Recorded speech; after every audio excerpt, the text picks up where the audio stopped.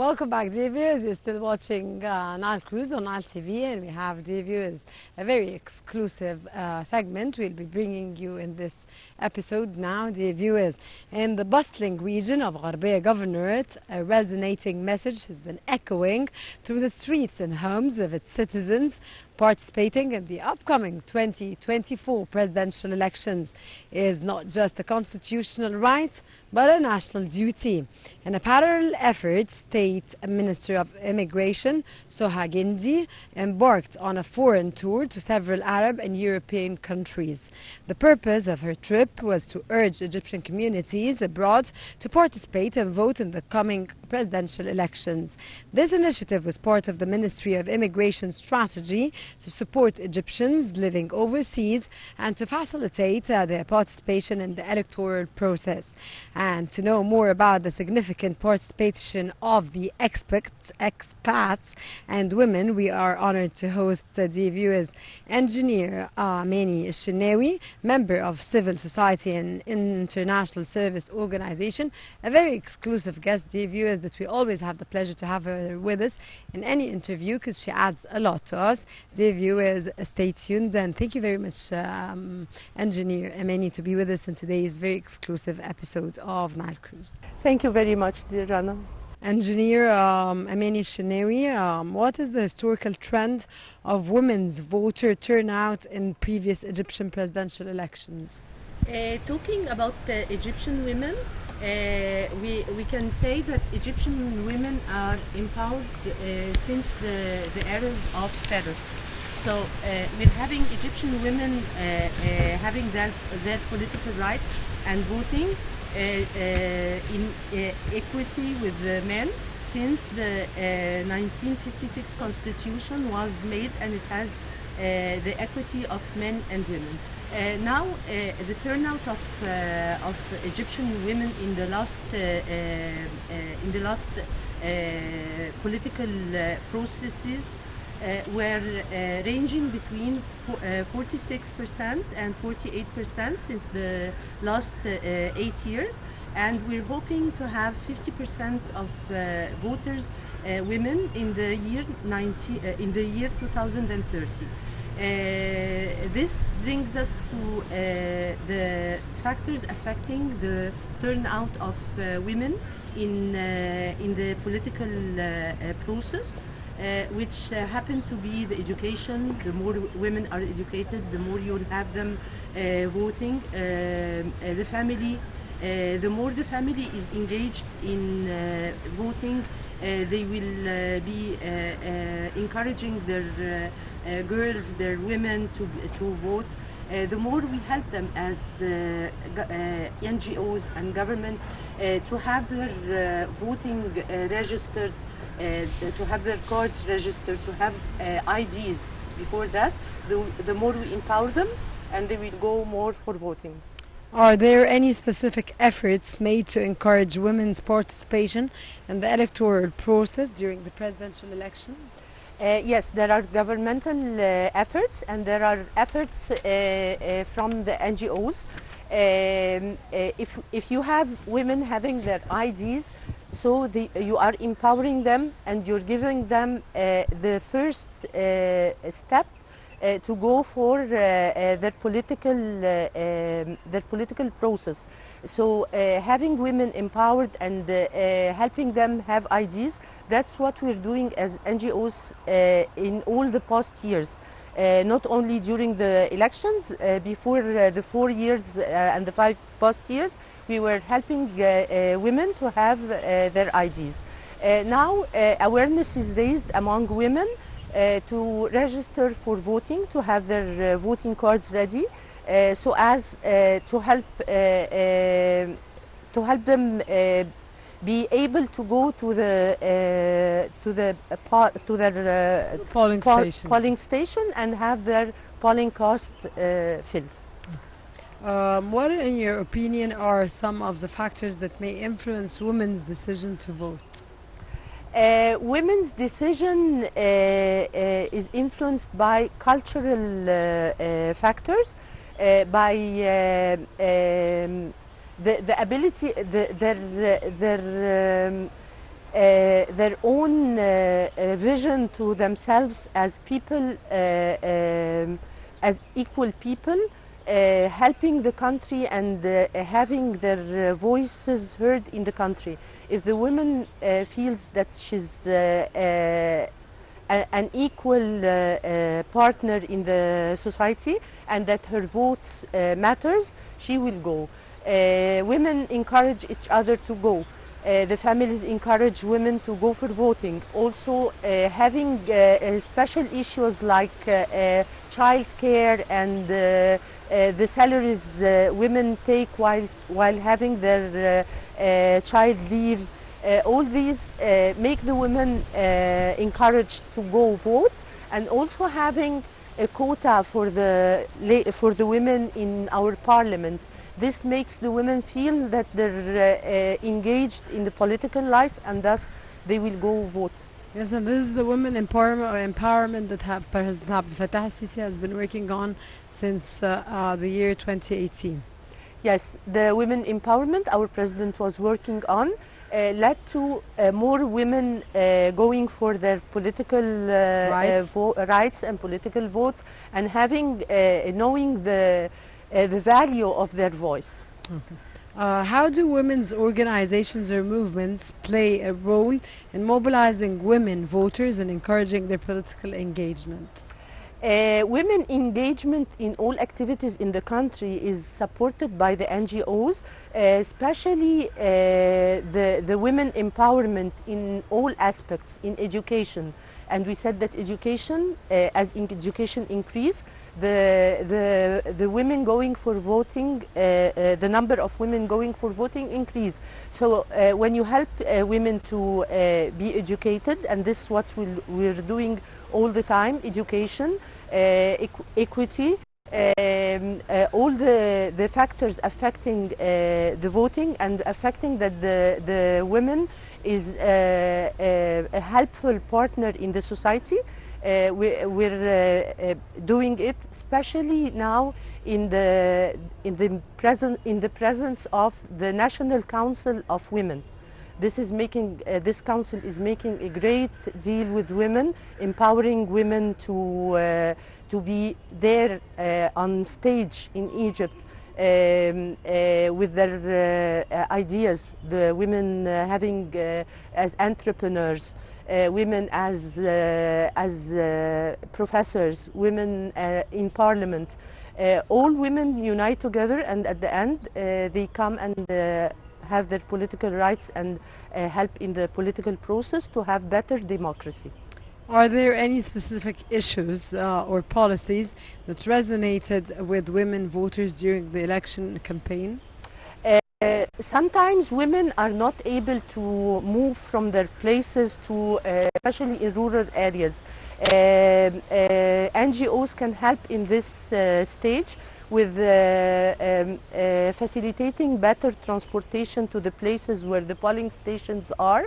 Women too must be helped by awareness at this time before the elections, in order to register for their voting and to be able to have their voting cards ready, knowing their polling station, where is it and how to go to it.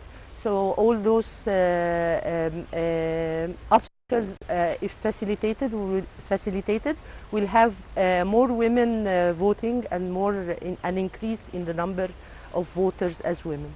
Okay, do you believe that the participation of women voters in the election will contribute to any changes in public discourse or policies related to women's rights or gender equality? Yes, I believe that women voters will change a lot in our issues that we talk about as in Egypt. So as long as the women are more as voters, they will vote for people who take care of the issue itself, of the women, of the equity, which we are already having in Egypt. We are having a big deal of equity in salaries, in circumstances of living, But for having more secure equity, yes, women who are going for votes always vote for people who take care of their rights. Earlier, the National Election Authority (NEA) announced that 137 embassies and consulates around 121 countries are ready for the presidential elections abroad. Your motto on this? Egyptians who are living abroad have the right to vote, and their voting makes the democratic process better, and the voting voting process better, and showing more voices, more ideas, more of people, of what people think. So always Egypt is keen to have expats living abroad, having their voices easily registered in our embassies and through online, very secure online systems, through very secure observation from different organizations. Perfect. What measures are in place to ensure the integrity and transparency of Egyptian expatriate voting? First, the observation of international observers, international and national observers of NGOs having all the time are being there, supporting the transparency and seeing how it is transparent. It is already transparent. They have after the votes, they can have a random count of votes from any polling station, which shows the accuracy of counting of the votes. Also, if any issue is raised after the voting, that the counts are not right or anything like that, it's recounted again in front of everyone, and under the supervision of our government, our embassies, and the NGOs. Perfect. What efforts have been made to increase the awareness and engagement of Egyptian expatriates in the electoral process? Awareness campaigns are being raised abroad, together with the organization of expats who lead the situation there, and encourage all the people living abroad that they know and people they don't know, engaging youth who are living abroad too, because they give the voting process a youthful vision when they are already in the age to vote, and they registered for voting for the first time. So it's a very selective experience for everyone to being voting for their country, and that their voices is counted in the decision of who is going to lead. What measures are in place to ensure the integrity and transparency of Egyptian expatriate voting? The observation of national and international NGOs. This is the first point that gives us great credibility everywhere. Also, the auditing that might happen to any vote that might be reported on. Recounts happen, and usually the recounts show the same count that has been made by the embassy, by the committee that deals with the voting.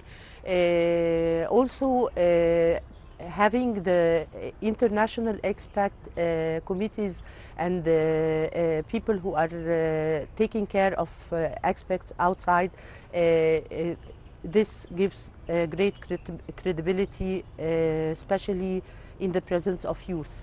How does the inclusion of Egyptian expatriate voting contribute to the sense of national identity in connection to Egypt for those living abroad?